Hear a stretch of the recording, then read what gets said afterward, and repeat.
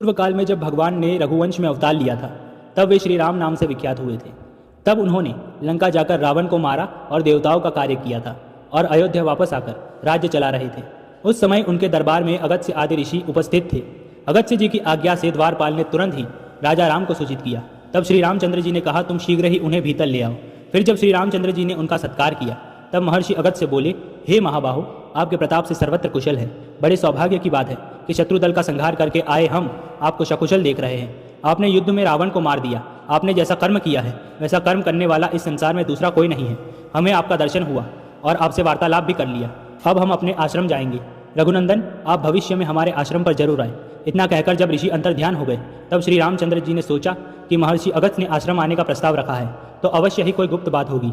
यह सोचकर श्री रामचंद्र जी अपने प्रजा पालन में लग गए। एक दिन राजद्वार पर एक बूढ़ा ब्राह्मण अपने मरे हुए पुत्र को लेकर आया और कहने लगा, मैंने ऐसा कौन सा पाप किया था जो तुझे ऐसे मरा हुआ देखना पड़ रहा है?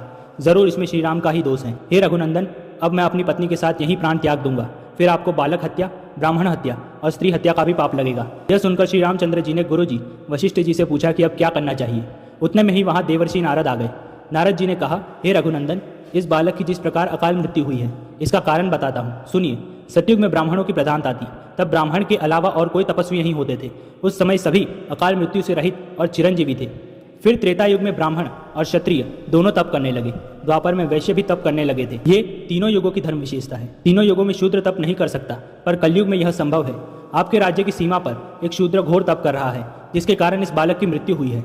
राजा के राज्य में कोई अधर्म करे तो उसका चौथा भाग राजा के हिस्से में भी आता है। इसलिए हे राजन, पाप को रोकिए, इससे यह बालक भी जी उठेगा। तब श्री रामचंद्र जी ने लक्ष्मण को ब्राह्मण बालक की रक्षा करने की आज्ञा देकर पुष्पक विमान को स्मरण किया और नगर के दक्षिण भाग में चले गए। वहां श्री राम को एक सरोवर दिखा जहां एक तपस्वी नीचा मुख करके तपस्या कर रहा था।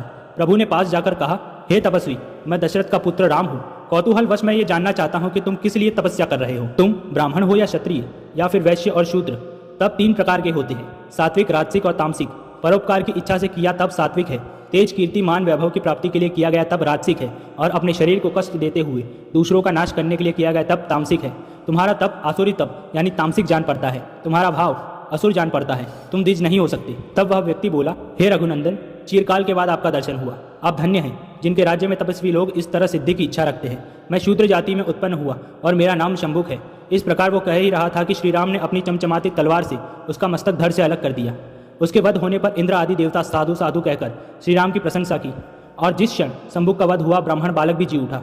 लोग कहेंगे कि श्री राम ने शूद्र जाति वाले को मारा, पर उन बुद्धिमानों ने यह नहीं देखा कि वह शंभुक तामसिक यानी आसुरी तपस्या कर रहा था। राज्य में मृत्यु हुई थी बालक की, अधर्म कर रहा था।